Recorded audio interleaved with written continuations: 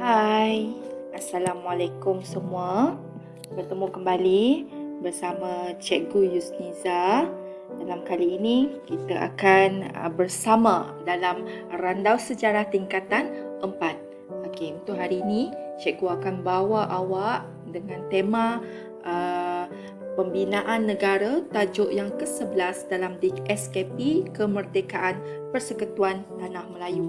Okey, sebelum Cikgu teruskan perkongsian pada hari ini, Cikgu mohon awak untuk subscribe, like dan share video Cikgu supaya Cikgu boleh menghasilkan video dengan lebih banyak lagi. Okey, kita teruskan dengan pelajaran kita pada hari ini, iaitu tajuk bab yang ke-10, Pemasyuran Kemerdekaan. Iaitu tajuk kecilnya 10.1, Pengertian Kemerdekaan. Sebelum itu kita lihat dulu apakah standard pembelajarannya. Standard pembelajaran untuk bab yang ke-10 ini iaitu 10.1 iaitu dalam DSKP 11.4.1 menjelaskan pengertian kemerdekaan.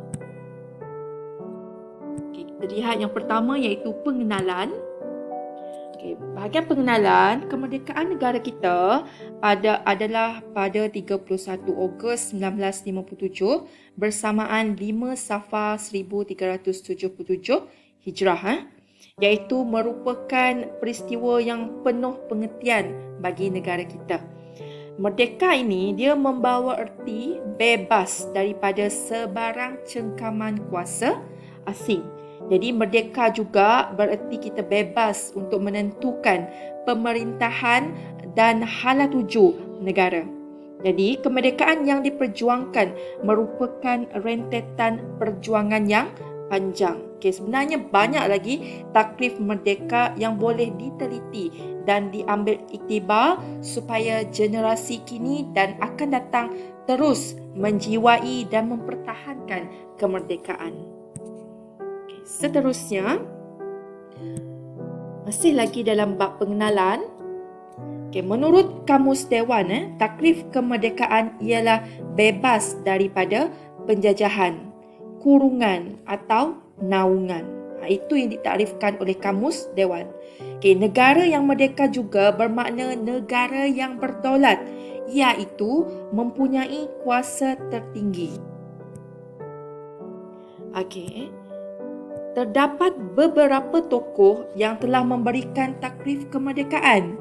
Antaranya termasuklah Syahid Jamal Al-Din Al-Afghani, Rashid Rida, Mahatma Gandhi, Nelson Mandela, Soekarno, Tengku Abdul Rahman, Tun Temenggung Jugah Anak Baring, Tun Fuad Stephens dan Tun Dr. Mahathir Mohamad. Seterusnya, kita lihat yang pertama, tokoh yang pertama yang memberikan pengertian kemerdekaan iaitu Syed Jamal Al-Din Al-Afghani. Siapakah beliau? Ini adalah Syed Jamal Al-Din Al-Afghani. Menurut Syed Jamal Al-Din Al-Afghani, perjuangan bagi menghadapi penjajah hendaklah disertai semangat kebangsaan iaitu jinsiyah dan cinta akan tanah air yang merdeka iaitu wataniyah. Beliau yakin rakyat perlu membebaskan diri daripada pencerobohan pihak luar dengan bersatu padu bagi mempertahankan maruah diri, bangsa, agama dan negara. Itu menurut Syed Jamal Al-Din Al-Afghani. Yang kedua, tokoh yang kedua adalah Rashid Rida. Menurut Rashid Rida, kedaulatan dan kekuatan sesebuah negara adalah untuk membebaskan diri daripada penjajah barat. Baginya, kedaulatan sesebuah negara adalah dengan menghidupkan sistem khalifah dan menghapuskan ikatan perkauman. Tokoh yang ketiga adalah Mahatma Gandhi. Mahatma Gandhi mengatakan bahawa kemerdekaan perlu merangkumi tiga aspek yang utama, iaitu yang pertama politik, yang kedua ekonomi dan moral.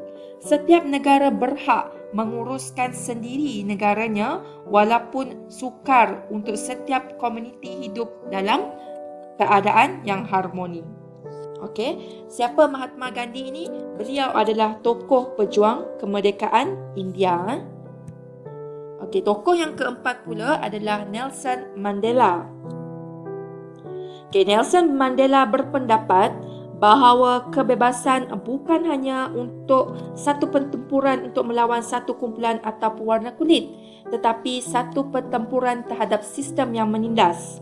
Okay, kebebasan boleh dicapai melalui politik, bebas daripada perhambaan, kemiskinan dan penderitaan. Seluruh rakyat perlulah bersatu dalam satu negara menuju masa depan. Itu menurut Nelson Mandela. Nelson Mandela ini adalah tokoh pejuang kemanusiaan yang membebaskan rakyat Afrika daripada penindasan dasar apartheid di Afrika Selatan iaitu mengenai warna kulit. Okay, seterusnya tokoh yang kelima pula adalah Sukarno. Siapakah Sukarno? Beliau merupakan Presiden Indonesia. Menurut Sukarno, kemerdekaan bererti bebas selama-lamanya. Kebebasan ini merangkumi kebebasan untuk berfikir, bertindak daripada politik dan rejim autokratik. Pandirlah suatu bangsa penjajah jika berfikir bangsa yang dijajah itu akan terus didominasi oleh mereka. Rakyat yang dijajah akan menganggap hilangnya dominasi asing sebagai satu pembebasan. Kemerdekaan akan membentuk masyarakat baharu yang demokratik tanpa kelas dan juga kasta. Okey, seterusnya menurut Tengku Abdul Rahman pula, okey, beliau merupakan Perdana Menteri Malaysia yang pertama. Okey, menurut Tengku Abdul Rahman, kemerdekaan ini ibarat tempat perhentian dalam perjalanan yang jauh bagi mewujudkan sebuah negara baharu yang berdaulat. Rakyat perlu berkhidmat untuk negara baharu, berusaha dengan tenaga dan fikiran bagi mencipta satu bangsa baharu dengan cita-cita keadilan dan kebebasan. Okey, seterusnya tokoh yang ketujuh iaitu Tun Temenggung Jugah Anak Baryang. Okey, menurut Tun Temenggung Jugah Anak Baryang iaitu pemimpin Parti Pesaka, melalui kemerdekaan, keselamatan negara akan lebih terjamin dan lebih kuat. Penduduk peribumi Sarawak sanggup berkorban demi mempertahankan negara. Di samping itu, dengan kemerdekaan ini kita dapat mengatasi ancaman komunis. Seterusnya, tokoh yang ke-8 adalah Tun Fuad Stephen.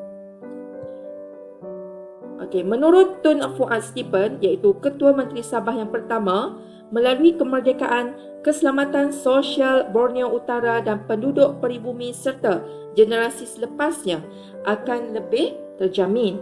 Usaha pembangunan yang pesat berlaku di Persekutuan Tanah Melayu akan mampu menaikkan semangat baharu masyarakat. Dan tokoh yang terakhir iaitu Tun Dr. Mahathir Mohamad. Okey, menurut Tun Dr. Mahathir Mohamad iaitu bekas Perdana Menteri Malaysia, merdeka bukan sekadar bebas daripada cengkaman kuasa dan minda penjajah. Merdeka juga bermaksud menghayati semangat jiwa merdeka dengan menyayangi negara sepenuh hati dan juga sanggup berkorban untuk negara ini dengan apa cara sekalipun. Baiklah, sebagai kesimpulannya, kemerdekaan ini memberikan hak untuk rakyat menentukan sendiri bentuk dan hala tuju negara tanpa pengaruh kuasa luar. Penghayatan terhadap erti merdeka menuntut rakyat mengenali sejarah negara. Hal ini penting bagi kita untuk mengukuhkan jati diri terutama bagi mengisi kemerdekaan ini. Sekian, terima kasih.